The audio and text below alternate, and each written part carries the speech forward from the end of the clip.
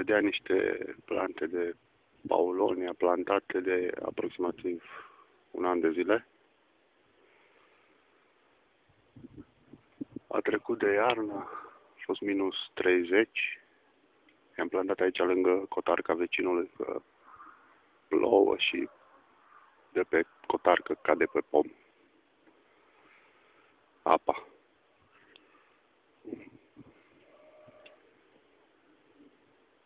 Uitați. Mai este luna noiembrie, au căzut frunzele. Unul mare ați putut vedea în videoclipul trecut, care l-am tăiat mai înainte. L-am tăiat în felul ăsta pentru că vreau să văd cum va da următorile stări. Cealaltă jumătate a căzut peste gardul vecinului. Uitați-l.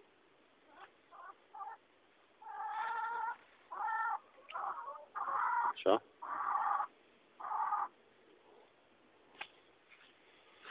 Și aici mai am câțiva pomi plantați, tot așa, un an. Este foarte mare. Deja are 10 metri.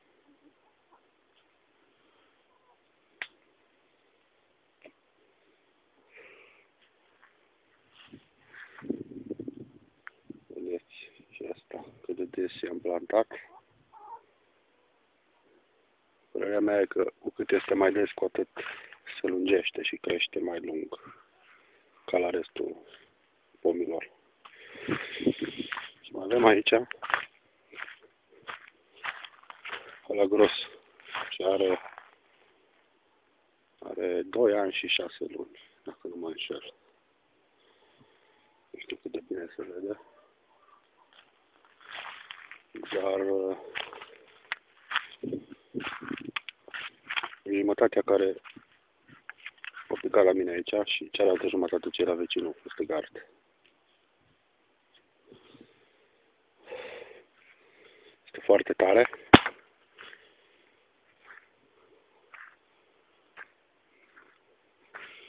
Uitați.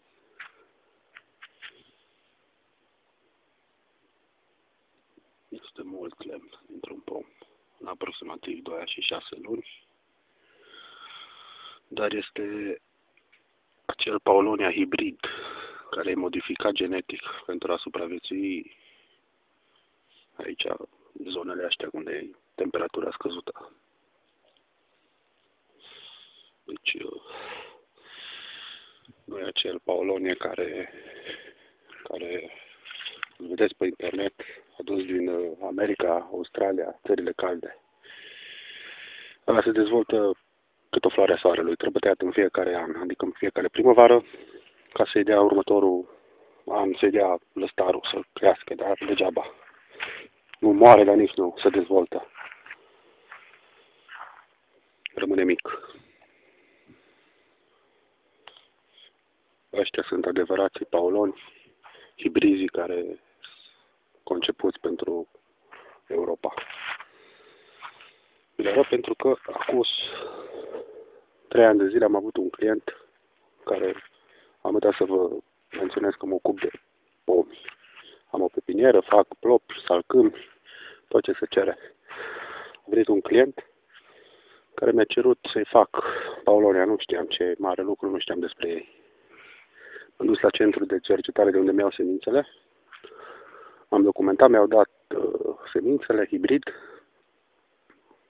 și am făcut. Din acei pomi mi-am oprit și eu câțiva să văd de experiment. Și uite că experimentul a reușit. Se vede aici ce frumos e și foarte tare. Pe lângă că e tare, e foarte ușor. Deci, cred că ar trebui să-l pun pe cântar, să se vadă diferența între un paulonia și un salcâm. Este foarte ușor. Ce să vă mai spun? Dacă doriți să împăduriți suprafețe, și vreți să aveți randament, credeți-mă că asta este pomul. Hibridul. Nu acel Paulonia de China. Pentru că dacă era așa, comuniștii de mult împădureau România și restul țărilor europene. Dar nu a rezistat. Uitați aici ce frumos sunt. Au șase aproximativ un an de zile. Sunt foarte lungi. Și deși i-am pus ca să văd ce iese. Și a ieșit. A trecut peste minus 30, 32. Dacă doriți să împăduriți, contactați-mă. Plantele sunt produse într-o pepinieră autorizată. Locuiesc în Ungaria.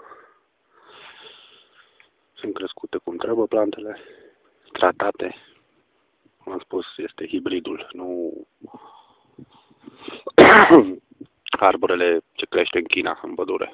Ăla nu rezistă la minus 30. Sunt câțiva pomișori pe aici, pe la noi, vedeți și pe imagini, pe internet, că toate pozele sunt făcute aiurea, deci sunt de pe internet luate așa, nu copiate. Dar nimeni n-a tăiat un Paulonia să dovedească clar. Se vede, da? Vând semințe și plante. Vreau comenzi pentru 2013, pentru primăvară. Rog să mă contactați pentru mai multe detalii pe e-mail paulonia.hu@gmail.com. Paulonia cu 2 W. paulovnia.hu@gmail.com.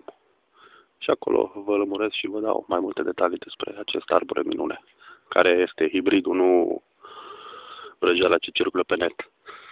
Nu fiți naivi.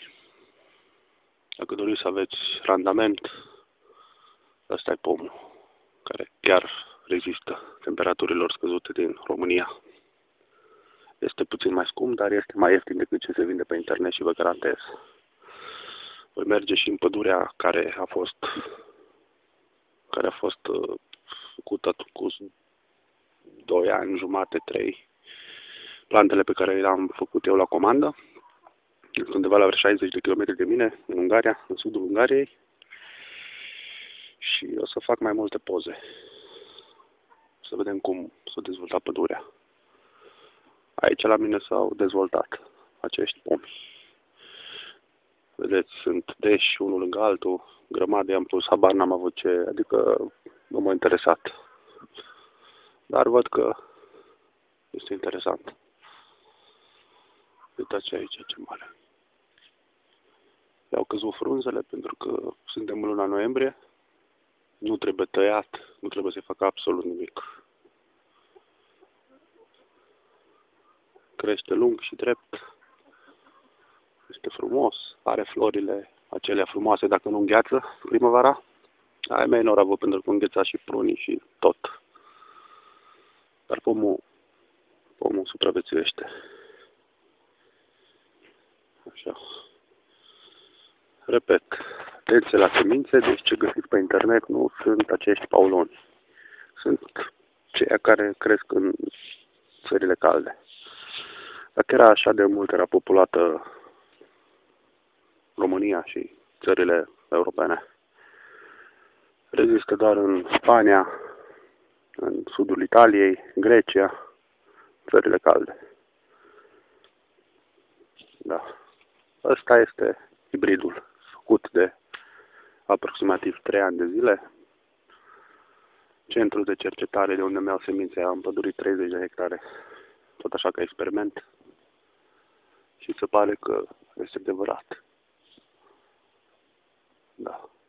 Contactați-mă la prin e-mail paulonia.hu@gmail.com. Da. Și grăbiți-vă pentru că comenzile pentru plantele 2013 trebuie preluate și așa mai departe. Vă doresc succes tuturor!